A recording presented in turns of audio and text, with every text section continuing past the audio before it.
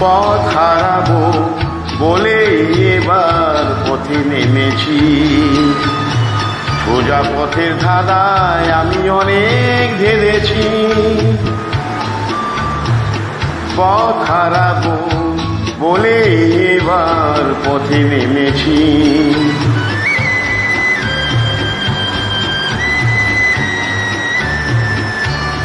নিষেধের পাহারাতে ছিলেম রেখে ঢেকে, সে কখন গেছে ফিরে আমায় ডেকে ডেকে।